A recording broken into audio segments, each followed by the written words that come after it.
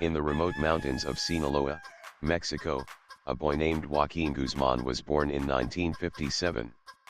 His family was poor, struggling to survive in one of the harshest regions of the country. Little did anyone know, this boy would grow up to become one of the most powerful and feared figures in the drug world, known simply as El Chapo. In the small village of La Tuna, a place surrounded by harsh terrain and isolated from much of the world, Joaquín Guzmán's early years were shaped by poverty. His family lived in a small wooden house, with only basic necessities. The fields were dry, and food was scarce. Joaquín's father worked as a farmer, growing corn and other crops to feed his family, but the land was not fertile, and they often struggled to make ends meet. As a young boy, Joaquín was no stranger to hard work. He spent his days helping his father in the fields, planting seeds and tending to the crops.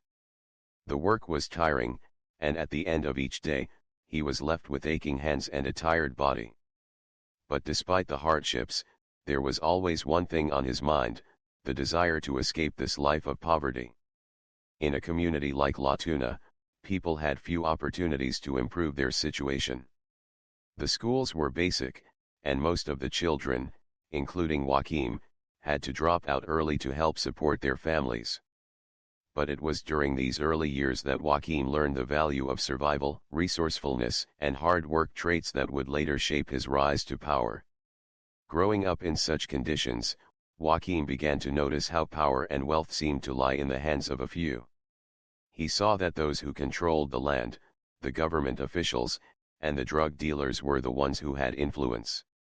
As he grew older, a new idea began to form in his mind: if he wanted to escape poverty, he would have to take control of his own destiny. By his late teens, Joaquín had begun to move away from the life of a farmer.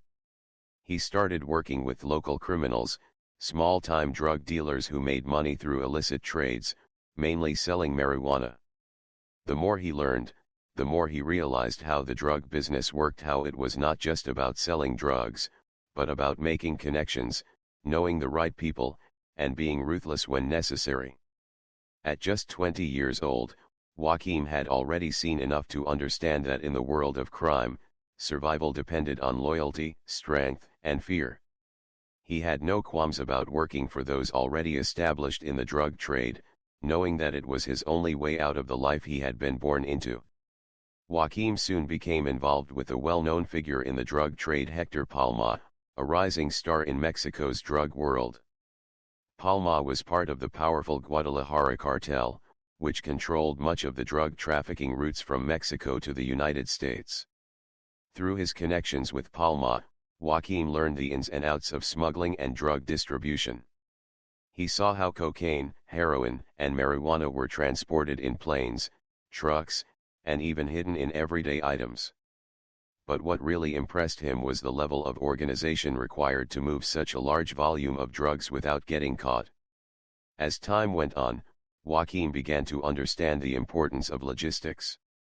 He realized that it wasn't just about selling drugs, it was about controlling the entire process.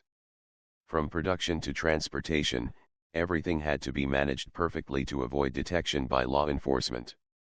In the mid-1980s, after several years of working under Palma, Joaquín decided it was time to take control of his own destiny. He broke away from the Guadalajara cartel and joined forces with a group of like-minded criminals to form the Sinaloa Cartel. Joaquín's strategic thinking, attention to detail, and willingness to use violence when necessary helped him rise quickly through the ranks. The Sinaloa Cartel was born out of necessity. Joaquín and his associates realized that by working together, they could control the key drug trafficking routes in Mexico and the United States. They started small, focusing on marijuana and heroin, but soon expanded to smuggling cocaine and methamphetamine, substances that would make them billions of dollars. The cartel's rise was not easy. They faced fierce competition from rival cartels, but Joaquín's ability to adapt and learn from mistakes made him a formidable figure. He understood that maintaining control over the trade routes was key to success. If one route was blocked or raided, it was crucial to have an alternative in place. Joaquín's understanding of the drug trade was unmatched. He created a network of tunnels, trucks, and planes to transport drugs across the border into the United States. The Sinaloa Cartel became one of the most powerful criminal organizations in the world. As the Sinaloa Cartel's empire grew, so did Joaquin's power. He had money, resources, and the loyalty of his followers. But with power came enemies. Rival cartels, law enforcement, and even politicians saw Joaquin as a threat. To protect his empire, Joaquin used violence and fear. Those who dared to oppose him were quickly eliminated, either through assassination or imprisonment. Joaquin understood that in the world of organized crime, weakness was unacceptable. He used fear as a tool to maintain control over his empire. His ability to eliminate rivals and intimidate authorities allowed him to stay one step ahead. But it wasn't just about violence, it was also about bribery. Joaquin made sure that corrupt officials, both in Mexico and the United States, were on his payroll. The cartel's operations were vast.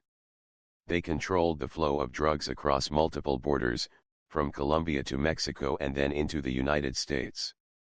Guzmán's influence extended beyond just drug trafficking. He had a hand in money laundering, arms dealing, and even people smuggling. El Chapo became a symbol of power in the drug world. His name was feared across the globe. He had everything: wealth, influence, and a vast criminal empire. But there was one thing he didn't have: freedom. 7. The expansion of El Chapo's empire. As El Chapo's power grew, so did the complexity of his drug empire. The Sinaloa Cartel wasn't just a small-time operation anymore, it had become a massive global enterprise. The cartel controlled the flow of drugs, including cocaine, heroin, methamphetamine, and marijuana, into the United States, which brought in billions of dollars every year. Imagine a highway, stretching for miles, with trucks moving at all hours of the day and night. But these weren't just any trucks. Some were carrying furniture, others were carrying crates filled with legitimate goods, while hidden deep inside them were thousands of pounds of drugs, carefully packed and disguised to avoid detection by border agents. The cartel used many methods to hide their drugs, and each one was meticulously planned. One of the most famous methods was the use of tunnels. These were not just any simple holes dug in the ground, they were sophisticated, fully functional tunnels that ran under the U.S. Mexico border. They were equipped with lighting, ventilation, and even rail systems to move drugs quickly and efficiently. These tunnels were works of art in their own right. Some were as long as 1.5 miles, running deep beneath the surface, invisible to anyone above. The cartel's ability to build these tunnels showed how organized and strategic they were. At the same time, the cartel relied heavily on planes. Small, private aircraft were used to transport drugs from remote parts of Mexico to airstrips in the United States, often landing in the middle of nowhere, far from the reach of the law. These planes were sometimes modified to carry large quantities of drugs, hidden in compartments or disguised as everyday cargo. Planes became an essential tool for El Chapo and his cartel. In the middle of the night, a small plane would take off from a secret airstrip in Mexico, flying undetected through the skies, carrying tons of drugs to waiting dealers across the border. When the planes landed, the drugs would be quickly unloaded and transported to warehouses where they were stored before being distributed. Smuggling through the sea also became a key strategy. The cartel used submarines, yes, submarines, to carry drugs. These submarines, known as semi-submersibles, were built to float just beneath the surface of the water, making them difficult to detect by radar. They could carry several tons of drugs at a time, traveling from Colombia to Mexico and then into the United States. Imagine a sleek, dark submarine gliding silently under the water, carrying tons of cocaine inside. These submarines could travel for days without being seen, arriving at secret locations where the drugs were unloaded and sent on to their next destination. As the cartel's operations expanded, it wasn't just about smuggling anymore, it was also about money laundering. The drugs made a lot of money, but that money had to be cleaned, meaning it needed to be made to look like it came from a legitimate source. El Chapo's empire had connections to businesses in Mexico and abroad: hotels, casinos, restaurants, and even mining operations that helped funnel the money through various legal channels. Money was no longer just money. It became a game of moving vast amounts of cash through legitimate businesses, making it harder for authorities to trace. Millions of dollars were washed clean, allowing El Chapo to grow even more powerful and invest in things like real estate, aircraft, and more illicit operations. In 1993, after a long period of being untouchable, Joaquín El Chapo Guzmán was finally caught by the Mexican authorities. His rise to power in the drug world had made him a target for both the Mexican government and law enforcement agencies around the world. However, even though El Chapo's name was feared and known by many, his capture came as a surprise, and it marked a critical turning point in his criminal career. El Chapo had built an empire that seemed impossible to bring down. He was known for his cunning, his ability to move drugs with ease, and his strategic thinking. But even the most powerful criminals can make mistakes, and for El Chapo, his mistake came at a time when he least expected it. It all started with a crackdown on drug lords in Mexico, as the government, under pressure from the United States, began to intensify its efforts to capture those at the top of the drug trade. El Chapo was targeted for his role in smuggling massive quantities of cocaine, heroin, and marijuana into the United States. After a series of coordinated raids, he was arrested in 1993 at a ranch in the city of Mazatlan, Sinaloa. The arrest was a huge victory for law enforcement, both in Mexico and the U.S. The government saw it as the end of an era, a major blow to the Sinaloa Cartel. El Chapo was taken to a maximum security prison in Mexico, a place that was thought to be impenetrable. But no prison was safe for someone like El Chapo. El Chapo's first escape would go down in history as one of the most daring and unexpected escapes ever orchestrated by a criminal. While in prison, he was locked in a small cell within the Puente Grande maximum security prison in Jalisco, Mexico.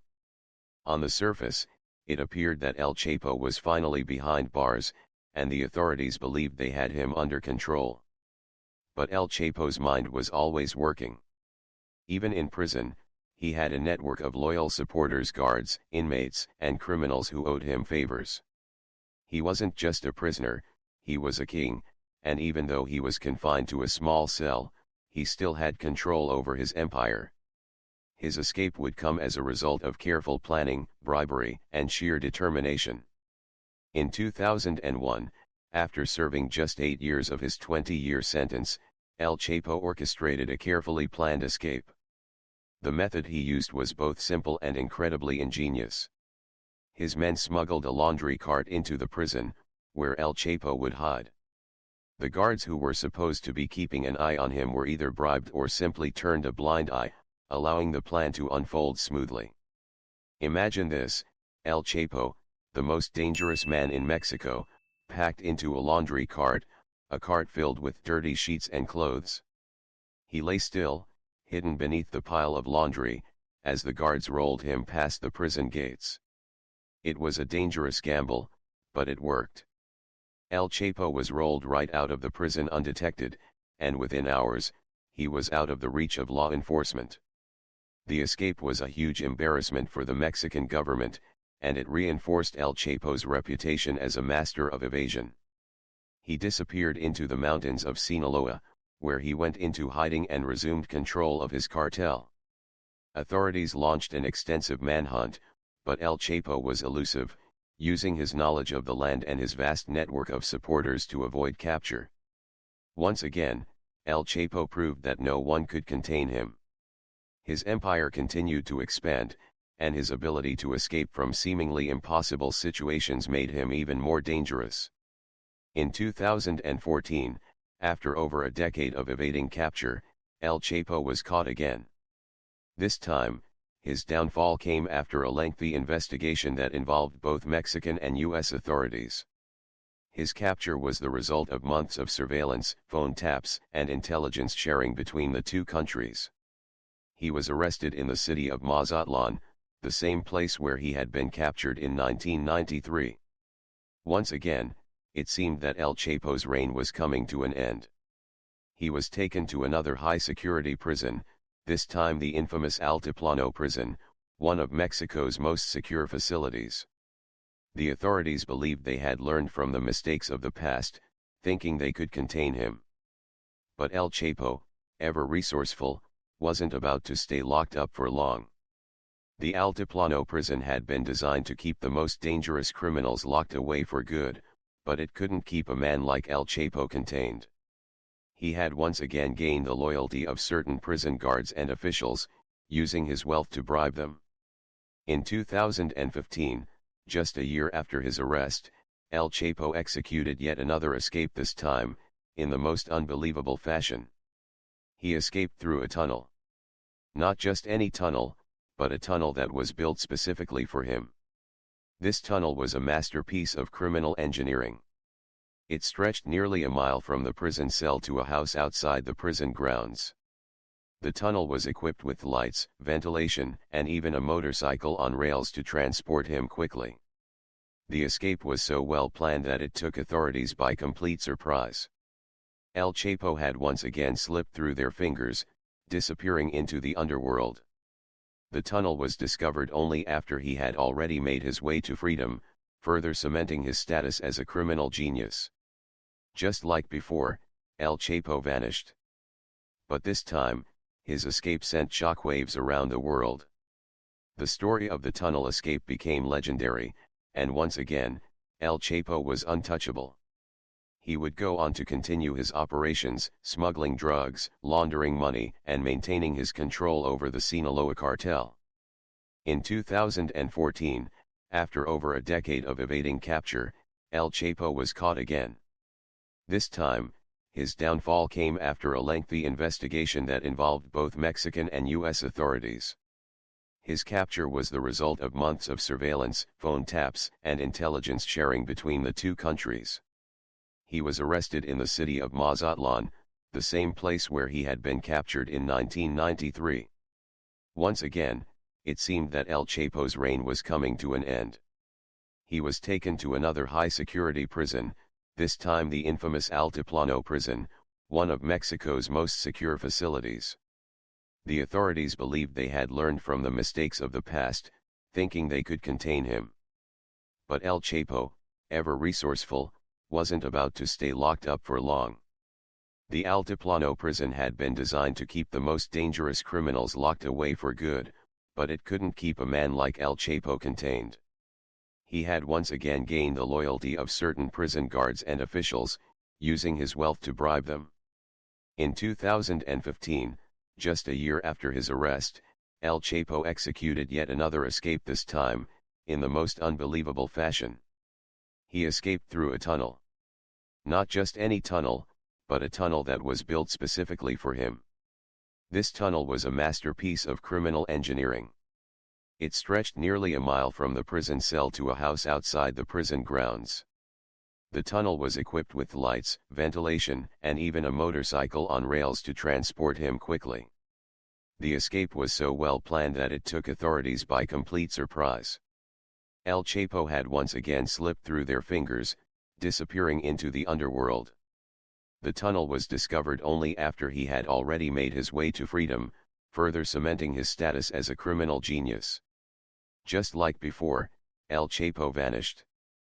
But this time, his escape sent shockwaves around the world. The story of the tunnel escape became legendary, and once again, El Chapo was untouchable. He would go on to continue his operations, smuggling drugs, laundering money, and maintaining his control over the Sinaloa Cartel. Eventually, after over a decade of escapes, El Chapo's luck began to run out. In 2016, the authorities finally caught up with him in a dramatic raid. Mexican authorities, in collaboration with U.S. law enforcement, tracked him to a beachfront house in Los Angeles. This time, El Chapo didn't have a tunnel, a laundry cart, or his usual network of corrupt officials to help him. The man who had escaped from some of the most secure prisons in the world was finally cornered. El Chapo was captured and extradited to the United States in 2017, where he would face trial for his countless crimes. His empire had crumbled, and his reign as the leader of the Sinaloa Cartel had come to an end. The trial was a massive spectacle. El Chapo faced charges of drug trafficking, money laundering, and murder. In 2019, after months of testimony from former associates, law enforcement agents, and cartel members, he was found guilty and sentenced to life in prison. After decades of running, hiding, and escaping, El Chapo was finally imprisoned. His story had come full circle from a small village in Sinaloa to becoming the most powerful drug lord in the world and, ultimately, to his final capture. The man who once controlled an empire that spanned continents was now locked behind bars, his criminal empire dismantled. The rise and fall of Joaquín El Chapo Guzmán offers valuable lessons that extend beyond the world of crime. His life story is a reminder of the consequences of getting involved in illegal activities, and the ultimate cost of pursuing power and wealth at any cost. El Chapo's criminal empire, which spanned multiple continents and involved the trafficking of immense quantities of drugs, was once unstoppable. However, no matter how powerful a criminal may become, law enforcement and justice have a way of catching up. The lesson here is that no matter how much one builds, if it is based on illegal foundations, it will eventually crumble. Power gained through unlawful means is temporary, and even the most elusive criminals will eventually face the consequences. El Chapo's hunger for power and wealth blinded him to the risks of his actions. His greed not only destroyed countless lives but also led to his downfall. The more he accumulated, the more he became a target for authorities. This is a clear reminder that the pursuit of wealth without ethics can have severe consequences, not only for oneself but also for those affected by one's actions. Greed often blinds individuals to the long-term damage they are inflicting on others and themselves. Despite his many escapes from prison and clever tactics, El Chapo's final capture proved that no one can outrun the law forever. His ability to evade capture for years only delayed the inevitable. For anyone involved in crime, this serves as a warning: eventually, actions have consequences, and even the most well-thought-out plans can fail.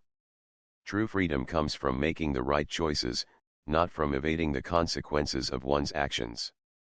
Throughout his criminal career, El Chapo depended on a vast network of loyal associates. However, it was betrayal from within his organization that ultimately led to his capture. This highlights the importance of trust and loyalty in any relationship, whether personal or professional.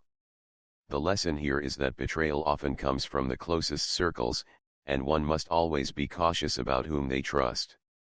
In the end, despite his many escapes and manipulations, El Chapo was brought to justice. His story illustrates the power of persistence and the importance of a functioning justice system. For the rest of us, it serves as a reminder that integrity, accountability, and justice are the cornerstones of a fair society. There are consequences for criminal actions, and no one is above the law, no matter their wealth or influence. In conclusion, El Chapo's life is a cautionary tale about the destructive power of crime, greed, and dishonesty. It serves as a stark reminder that no matter how far one goes, the truth always finds a way to catch up. The ultimate lesson is that living a life of integrity, honesty, and respect for others is the only true path to lasting success and peace. If you found this story interesting and thought-provoking, don't forget to hit that like button. Share this video with your friends and family, and let's spread the lesson from El Chapo's life. And of course, subscribe for more true crime stories. Thanks for watching, and stay tuned for more.